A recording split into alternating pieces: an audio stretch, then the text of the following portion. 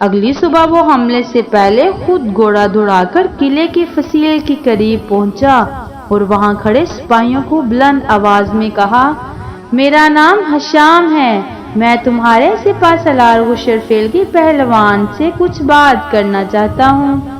غشرفیل تک یہ پیغام پہنچایا تو اس کے ساتھیوں نے کہا، لگتا ہے ہشام آپ کی بہادری اور قوت سے ڈر گیا ہے۔ یہ سن کر غشرفیل کی کھوپڑی گھوم گئی، بڑے شان سے قلعے کی فصیل پر آیا اور پکارا۔ ہشام سے پوچھا، کیا چاہتے ہو؟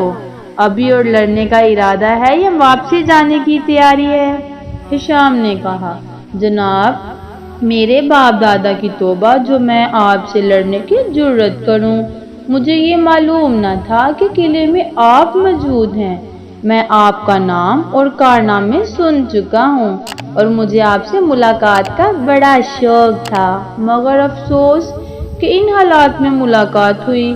میری خطا معاف فرمائیے، آپ سے لڑنے کی ہمت نہیں، مہربانی کر کے تھوڑی دیر کے لیے قلعے سے باہر تشریف لائیے تاکہ میں آپ کے قدم چومنے کی سعادت حاصل کر سکوں، اس کے بعد میں یہاں سے رخصت ہو جاؤں گا۔ غشرفیل نے یہ سنا تو خوشی کے مارے نوشیروان کی تمام عیادات بھول گیا۔ اسی وقت فوج کے ساتھ بڑی شان و شوکت سے باہر نکل آیا۔ ہشام نے موقع دیکھ کر اپنے سپاہیوں کو حملہ کرنے کا حکم دیا اور خود غشرفیل پہلوان پر ٹوٹ پڑا۔ تھوڑی دیر کی لڑائی کے بعد اس نے غشرفیل کو مار ڈالا۔ سپہ سالار کے مرنے کے بعد فوج کے حوصلے پست ہو گئے۔ ہشام شہر کے اندر جا گھسا اور خوب قتل و غارت اور لوٹ مار کی، پھر بادشاہ کے محل کا رخ کیا اور بادشاہ کے تاج اور تخت پر قبضہ جما لیا۔ نوشیروان کی فوج کے جو سپاہی بچ گئے تھے وہ کوئی چار نہ دیکھ ہشام کی فوج میں شامل ہو گئے۔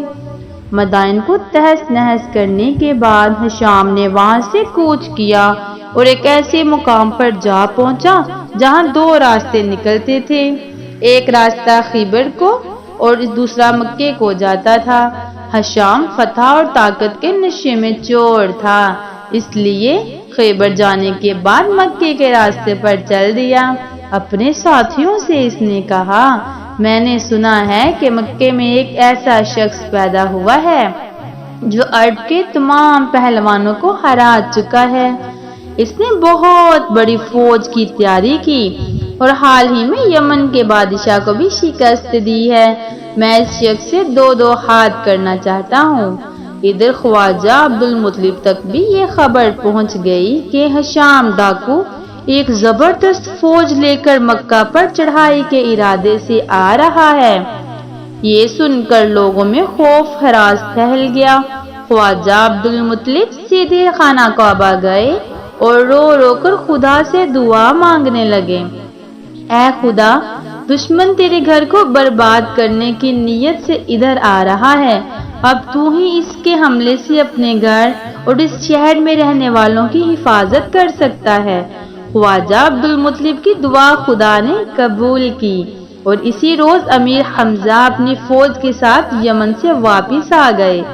جب انہوں نے خواجہ عبدالمطلب کو پریشان دیکھا تو پریشانی کا سبب پوچھا۔ انہوں نے ہشام کی آمد کے بارے میں بتایا۔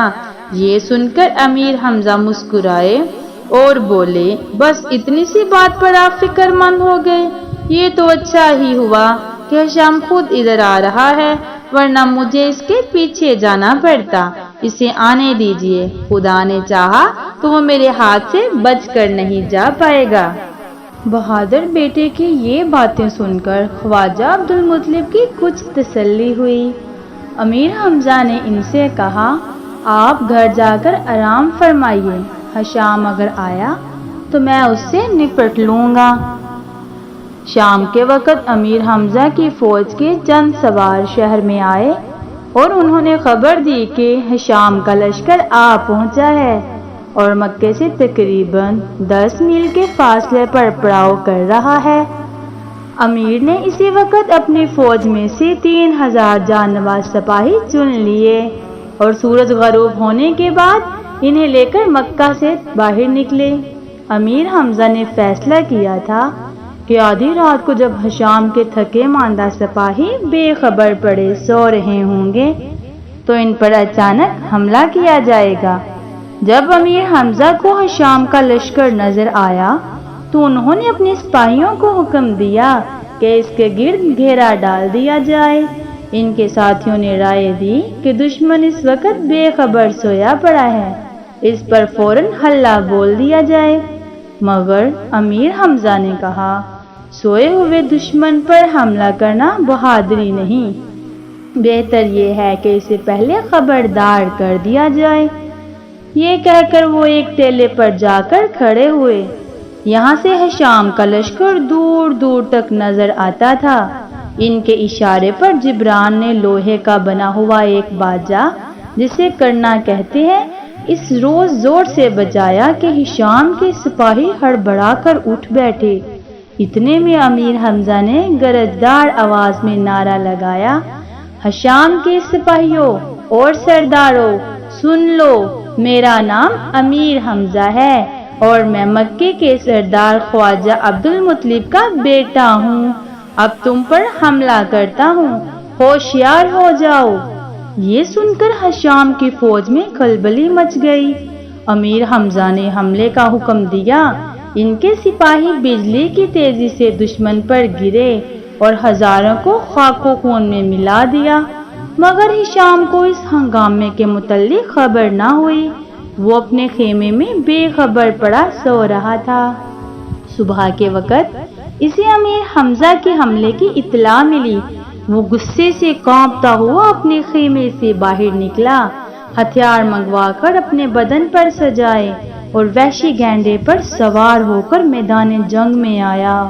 اس کے سر پر چمکدار فولادی خوددہرا تھا، جس پر فولادی زرہ، کمر بند میں کئی خنجر، دائیں ہاتھ میں تلوار، پشت پر کمان اور زہریلے تیروں سے بڑا ہوا ترکش، گینڈے کی گردن سے ایک بڑا سا نیزہ اور بھاری بھرکم کلہاڑا لٹک رہے تھے۔ وہ نعرے مارتا ہوا میدان جنگ میں آیا اور بولا، میرا نام ہشام ہے اور میں القمہ کا ڈاکو کا بیٹا ہوں۔ نوشیرواں کو میں نے شکست دی ہے اور میرے نام سے سارا جہان تھر تھر کانپتا ہے۔ میں اپنے وقت کا رستم ہوں، جس کو موت کی آرزو ہے میرے سامنے آئے۔ اس کا ہولناک نعرہ سن کر عمرو سہم گیا اور بولا، یا امیر، آپ اب کیا ہوگا؟ اس بلا سے کون مقابلہ کرے گا؟ امیر حمزہ نے کہا، تم فکر مت کرو، دیکھتے جاؤ میں اس کا کیا حشر کرتا ہوں۔ یہ کہہ کر انہوں نے ہشام کو آواز دی، او ڈاکو کے بچے، ادھر آ، میں امیر حمزہ ہوں اور تیری موت بن کر یہاں آیا ہوں۔ یاد رکھ، اگر تو نے میری اطاعت قبول نہ کی تو وہ حال کروں گا کہ لوگ دیکھ کر کانپ جائیں گے۔ ہشام امیر حمزہ کی آواز سن کر گینڈے کو بھگاتا ہوا ان کی طرف آیا۔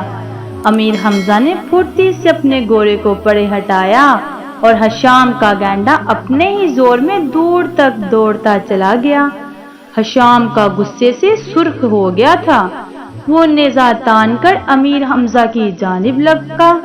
امیر نے بھی اپنا نیزہ سنبھال لیا اور ہشام کے نیزے پر پوری قوت سے مارا۔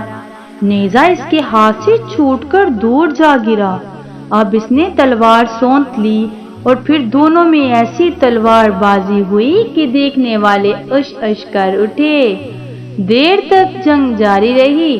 پھر امیر حمزہ نے اللہ اکبر کا ایسا نعرہ مارا کہ ہشام کا رواں رواں کانپ اٹھا اور ہاتھ سے تلوار چھوٹ گئی۔ اسی وقت امیر نے ایسا وار کیا کہ تلوار اس کے خود کاٹتی ہوئی کھوپڑی میں سے اتری اور پھر کھوپڑی کو دو حصوں میں تقسیم کرتی ہوئی سینے تک پہنچ گئی۔ ہشام دھڑم سے زمین پر آ گرا۔ اپنے سردار کو مرتے دیکھ کر اس کے سپاہی بھاگنے لگے، مگر امیر حمزہ کے ساتھیوں نے انہیں بھاگنے کا موقع نہ دیا۔ آخر انہوں نے ہتھیار ڈال دیے اور اپنے آپ کو گرفتاری کے لیے پیش کر دیا۔ ہشام مدائن سے نوشیرواں کا تاج اور تخت لے کر آیا۔ امیر حمزہ نے انہیں حاصل کر لیا اور ان کے علاوہ ان تمام قیدیوں کے رہائی دلائی جنہوں نے ہشام نے مدائن سے پکڑ کر غلام بنا لیا تھا۔